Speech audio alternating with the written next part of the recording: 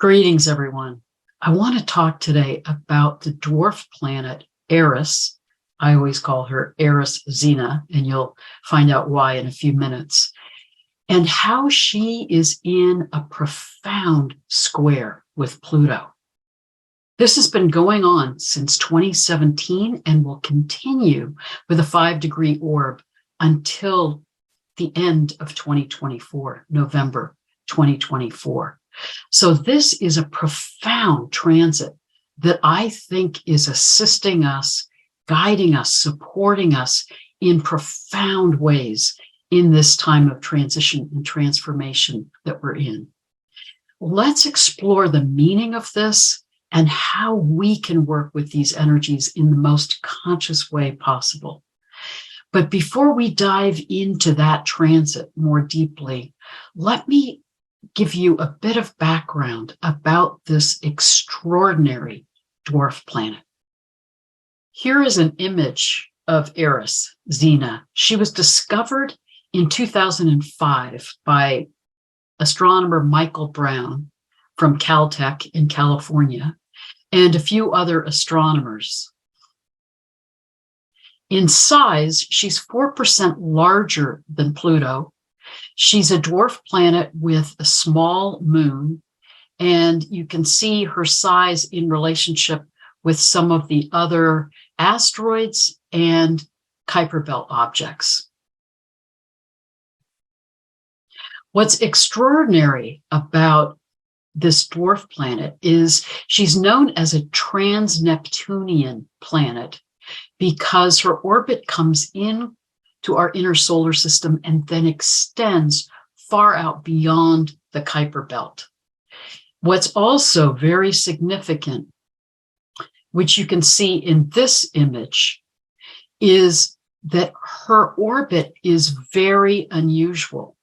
She is 44 degrees off the ecliptic, which is part of why it took so long for the astronomers to locate her, because most of the planetary bodies in our solar system basically follow that same path in the sky, the path of the ecliptic.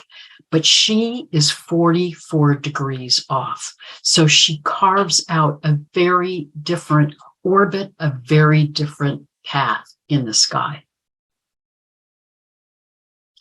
So because of that, she doesn't move along the ecliptic like the other planets in our inner solar system. And she's actually, at the time of her discovery and where she's located now, is in the stars of Cetus, the whale. She's located approximately here. So you can see she's not moving on the ecliptic, but at this point is below the ecliptic, but at times she's even more significantly distant from our ecliptic, which is the path of the sun and moon and other planets. This is an image of the Greek goddess Eris, goddess of strife and discord, that she was named after.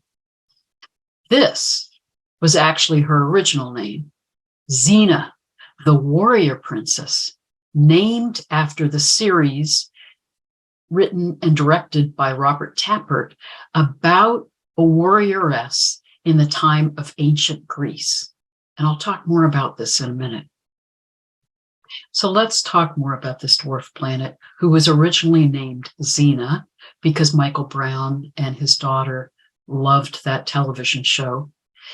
And once she was discovered, it led to the question as to whether she should be classified as a planet or not.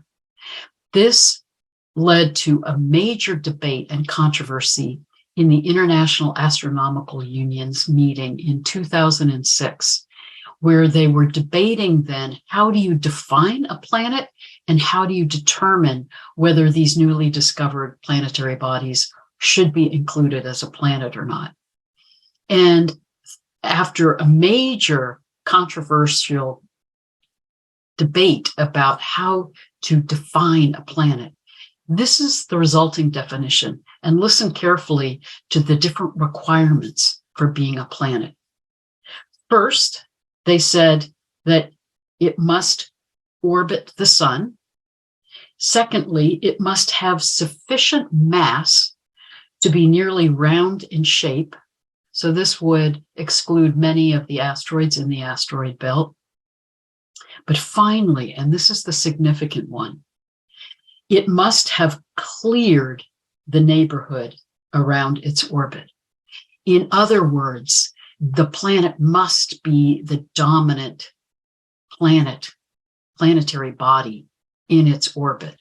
So this led to Eris, Xena, the asteroid Ceres, and Pluto being classified as dwarf planets. Pluto was demoted as a planet in that 2006 International Astronomical Union meeting. And why these were disqualified as planets is that Pluto intersects the orbit of Neptune and also shares its orbit with its very large moon, Charon, and is able to then move in concert with other planetary bodies. Ceres shares its space with the other asteroids in the asteroid belt, and Eris Xena moves easily among the other Kuiper belt objects. So basically, this definition by the International Astronomical Union defines a planet as needing to be, in essence, the solitary hero, charting out its own domain, its own territory, and excluding other planetary bodies from sharing its space. I think this is profound in that paradigm so reflects the patriarchal beliefs and paradigms that we've been in for 4,000 years, which are all about the importance of power over, of conquest, of charting out your own territory, of claiming your space, and excluding others in order to be in your own position of power. Sadly, the astronomers were not able to see that as we're moving in to the Aquarian age, the increasing paradigm is about collaboration and cooperation. So these planetary bodies that have the capacity to move easily and collaborate in relationship with other planetary bodies were then demoted and excluded from being defined as planets. It was because of the intensity of the debate and controversy that the discovery of Xena led to that the astronomers named her Eris after the Greek goddess of strife and discord.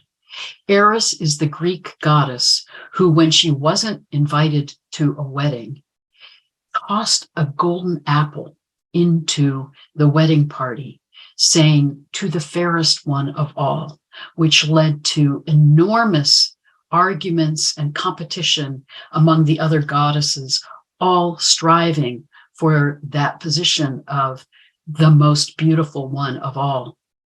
And that whole conflict and struggle eventually was the catalyst for the Trojan War. So it's interesting to me that this planetary body that doesn't fit our conventional paradigms, that's 44 degrees off the ecliptic, ends up leading to this controversy among the astronomers and then is labeled Eris, goddess of strife and discord. I think it's important to see that name reflects the projections onto this planet that doesn't fit the conventional mold, as opposed to reflecting its deeper meaning. Ironically, I think the name initially given playfully by Michael Brown of Xena actually fits the meaning of this planet. And let me tell you a little bit more about the nature of Xena, the warrior princess, and why that name reflects her archetypal meaning and what she's calling each of us into as she's entered our collective consciousness. So again, here is an image of Xena, the warrior princess. So let's talk more about Xena, the Warrior Princess, the television show that was popular from 1995 to 2001 and was the catalyst for Michael Brown naming this newly discovered planet after her. I think it's significant that he was naming her after a more modern story that's coming from this time and did not name her after a goddess or god of ancient Greece, which tends to be the norm of our planets in our solar system. Now, other Kuiper Belt objects have been named after creation gods or goddesses from other cultures, and we also have Sedna, named after the Inuit goddess of the sea. But here again, Eris Xena breaks the mold by being named after a current story, a current modern myth. In the television show, Xena, the story is set in ancient Egypt, and she was as a young child, lived in a village that was invaded and attacked by warriors who terrorized the village, raped the women, and killed her family members. So we have a character who comes from early trauma. As Xena grows into adulthood, she becomes a warlord. She is striving for revenge and to set right the wrongs that were done to her family and to her village. So she becomes this violent warlord seeking revenge and seeking to resolve her early trauma through that violence. At some point, Xena comes to the realization that she is now living out the very trauma of her childhood. She has become the murderer. She has become the violent aggressor that she so hated and feared. At that point, she goes through a radical healing and transformation and sets out on a very different path to become a spiritual warrior for peace, for justice, for truth. Despite others' pressures and expectations, she follows her own path. And it's very much of a spiritual journey she's on that doesn't match up with any religious framework or doctrine or belief system. She's living a path that is about coming from the heart, coming from compassion, and standing up for justice, for peace, for fairness. And she ends up supporting and protecting many who are being abused, exploited, or those who are underprivileged. So the nature of this character is very Aquarian. She is setting forth on her own path and valuing truth and justice. She is very accepting of diversity and treats everyone she interacts with that compassion and care and respect. She travels with a band of friends and followers, including her close friend, Gabrielle. And interestingly enough, Michael Brown initially named the moon of this planet after Gabrielle. So it was Xena and Gabrielle. And then when the international astronomers renamed her Eris, they named the moon Dysnomia after the goddess of lawlessness. So again, we see the projections that the astronomers, in their own inner conflicts and their own discomfort with the uniqueness of this planet, put onto this newly discovered planet. But in reality, if we look at the nature of her orbit, and I do believe that it's really important to understand the nature of planets through what's called the law of correspondences, the doctrine of signatures, the way in which their composition, their movement in the sky is an expression of their meaning. So the significance of this dwarf planet is that she doesn't fit the conventional ways of being in the solar system, both in the sense that her orbit is 44 degrees off the ecliptic, but also in that she is able to move in and out of the orbit of other Kuiper Belt objects. She comes close to the orbit of Neptune. She is able to move in collaboration, in community with the other planetary bodies in our solar system. So the nature of her movement and her orbit is saying she is charting a different course and is willing to break out of conventional paradigms. And I think it is very significant that as we are at the end of the age of Pisces, on the cusp of the age of Aquarius, we are being called with Pluto in the final degrees of Capricorn to break out of the patriarchal power over paradigms that we've been in for 4,000 years. Ancient Greece really propelled us into the patriarchal paradigms with the idealization of our intellect, the movement into left brain dominance.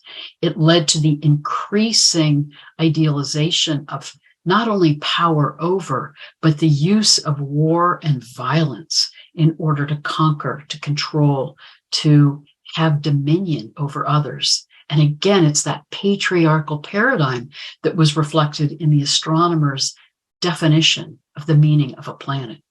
So I think it's significant that Xena was set in ancient Greece, but charts out a different path and breaks out of those conventional paradigms and the patriarchal power over model. She steps out of that path onto her own spiritual journey, onto her own unique creative path. And she lives not from her left brain rational mind, but from her intuition and her daring to follow her own spiritual inner guidance and honoring her own inner knowing. So I do believe this planet, we really need to call her Eris Xena, to honor her true nature and her true origins and what is really reflective of her archetypal meaning.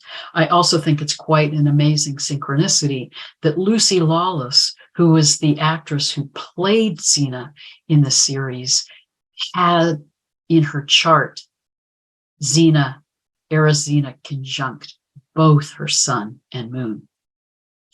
So as we're in this profound time of Eris Xena squaring Pluto, I think the significance of that is Pluto is guiding us to break down the systems and structures of the power over paradigm of this patriarchal period that we've been in for over 4,000 years.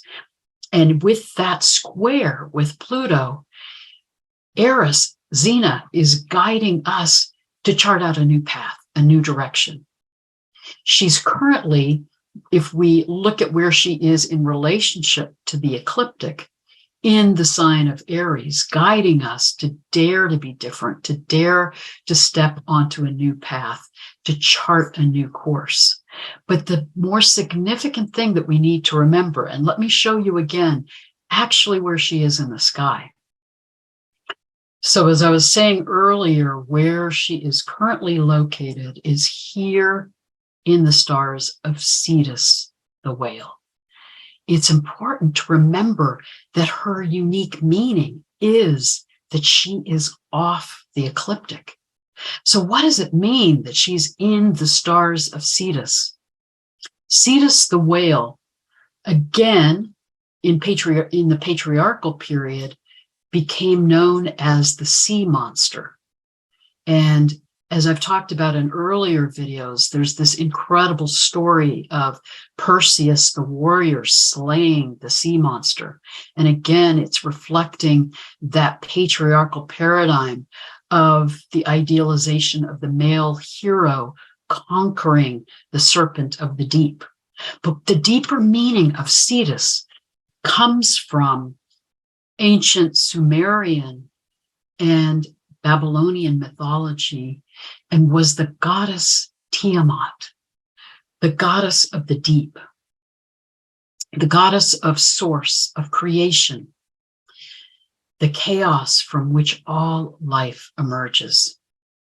And then in the Babylonian epic of Enuma Elish, she is the one who holds the tablets of destiny, but is later slain by the gods who fear her powers of creation and destruction. So they slice her in half to create the heavens and the earth.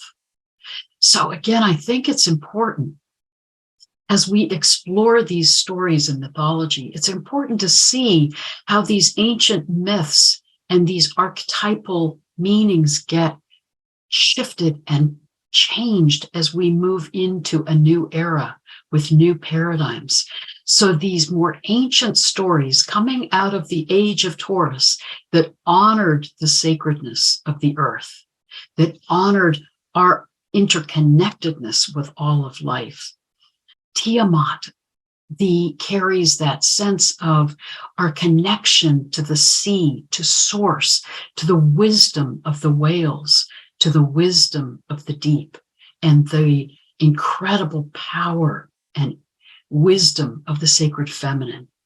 As we move into the patriarchal period, those symbols of the sacred feminine and that sense of the earth herself as sacred all begin to shift, and we begin to disconnect from our sense of our interconnectedness with all of the life around us. The earth becomes devalued, the sacred feminine becomes repressed and suppressed, and images of the sacred feminine become demonized, so that Cetus the whale is no longer symbolic of the wisdom of the deep and our connection with source, but now becomes the sea monster needing to be slain. And this newly discovered planet is named Eris, goddess of strife and discord, because she's not fitting in with our current conventional paradigms. So this planet is calling us to connect with the deeper meaning of Cetus the whale, the wisdom of the deep, our connection with source, our connection with the oceans, and honoring the oceans and all of the life forms on the earth as sacred, remembering our interconnectedness with all of life. And also, it's calling us to dare to dive deep into the waters of our own emotions and our own need to do our inner work, to be in a process of healing and transformation in this time. As Xena the warrior princess did her own deep dive into her own trauma to heal, to transform, to move from being a violent warlord to a spiritual warrioress. We too, in this time, need to dare to be in our own journey of healing and transformation, so that then we too can break out of the dysfunctional, out of balance paradigms of this patriarchal period to chart a new course. I think it's extraordinary, as I've studied this dwarf planet, that she is very strong, meaning in a significant aspect of the sun, moon, or ascendant, to artists, writers, innovators, pioneers, creators. Interestingly enough, she's very strong in the charts of many people who, in this last 3 years of incredible challenge with the pandemic, were the ones who were daring to speak out and step out of the conventional cultural paradigm of understanding of the pandemic. So this planet is calling each of us to dare to be different, to have the courage to follow our own creative, unique path. I think it's profound that we're in this square of Pluto in the final degrees of Capricorn with Eris Xena in her connection up to the ecliptic in the final degrees of Eris.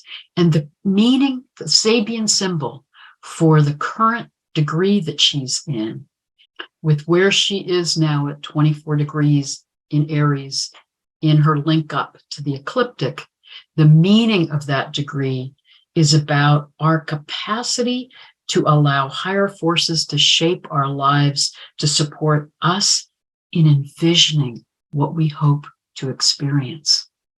Think about that. Supporting us in envisioning what we hope to experience. So Eris Xena is saying, dare to be different, to step into your own creativity. We each are unique.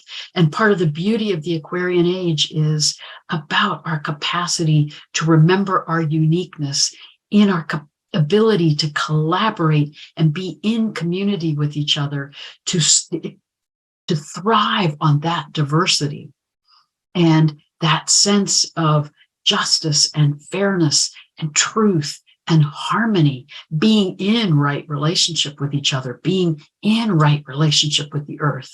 And Eris Xena is saying, find your own creative spark, honor your own unique gifts, dare to step off the conventional path and follow your own spiritual guidance, your own inner knowing, to lead you on your own path of destiny, so that you are being true to yourself, in alignment with your soul self, and then able to be of service in community with your own unique gifts.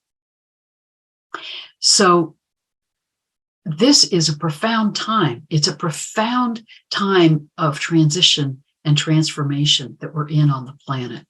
And with Pluto in these final degrees of Capricorn, we're experiencing a lot of turmoil, a lot of turbulence, and it is intense for us to navigate this time. And we need to realize that in this time of chaos, we are being guided by this dwarf planet to connect with the wisdom of the deep, of source, of creation, that can guide us into creativity, that is supporting us in transforming this world into a new earth, that is supporting us and empowering us. Pluto square Eris Xena, empowering us to envision what we want to experience, this new earth that we're capable of moving into. The Aquarian age is about connecting to the living energies of the cosmos, to remember that everything is vibration, everything is frequency. And as we move into a higher frequency and a higher consciousness, we have capacity together to co-create a radically new earth. And there are so many innovative understandings of energy medicine, of new forms of free energy, of ways in which we can move into new paradigms of community together that are happening all over the globe. So in the midst of the turmoil, in the chaos, there is such a context for incredible creativity and innovation. And Eris Xena is guiding the way. I think it is incredibly significant that this square of Pluto and Eris Xena will continue until November 2024, which, remember, at the end of November is when Pluto moves fully into Aquarius. And I do believe that is the threshold guiding us more fully into the Aquarian age. It's also incredibly significant that from July of this year, 2023, until January of 2024, Eris Xena will be conjunct the North Node. So we're in this time of transition with Eris Xena supporting us in beginning to envision the new paradigms and to dare to step off the conventional path, to follow our own inner guidance and our own path of creativity to support the co-creation of this new world. And the North Node is guiding us to move in those new directions, to be moving into the paradigms of the Aquarian age, which are about truth, justice, acceptance of diversity, the capacity to live in harmony with each other, with all of life, and the ability to remember our interconnectedness with all that is, to step into being galactic beings, and to remember that everything is energy, and that with our movement into higher levels of consciousness, we have phenomenal creative ability to co-create new paradigms and new ways of being on the planet that are life-giving, life-sustaining, are about being in harmony with all that is.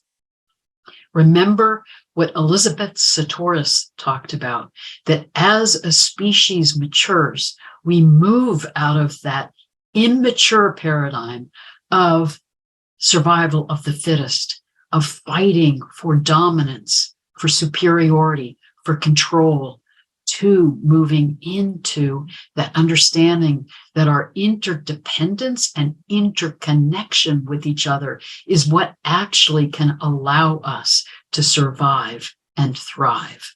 So we as a human species need to wake up and grow up and come in to that maturity and into a higher consciousness. We don't need to stay in this paradigm of power over. We can move into a paradigm of power with and for each other. And then we have that capacity to co-create a new world and a new earth.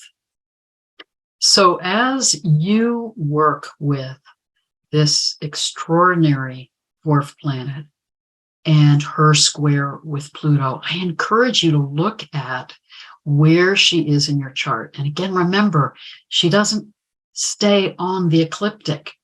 So where she is in your chart is where she lines up with the ecliptic. So look at the house that she lands in and any significant aspects in your chart, because that will show you and guide you where she's coming into play in your life, supporting you in stepping off the beaten track and finding your own creative expression. So if it's in your third house, she may be guiding you in how to be an innovative writer or communicator. If she's in the first house, she may be supporting you to honor your own unique, very different sense of identity and sense of self compared to the cultural expectations and current paradigms. She may be in the seventh house, supporting you in being in relationship in your own creative, unique way. Look at where she's guiding you to step off the beaten track, step out of the conventional paradigms to honor your own creative expression. And let us together as a community support each other in daring to be different, daring to claim our true authentic selves, daring to heal the trauma of the past so that we can step forward with our unique gifts, to be living out our own path of destiny and to be of service to each other, and how together we can co-create a new world and a new earth. This is an extraordinary time to be on the planet. And in the midst of the chaos and the turmoil, there is incredible capacity for creativity and for co-creating new paradigms and new ways of being as Eris, Xena, and Pluto support us and empower us in moving more fully into the Aquarian age. May we continue to co-create this new world and new earth together. Blessed be.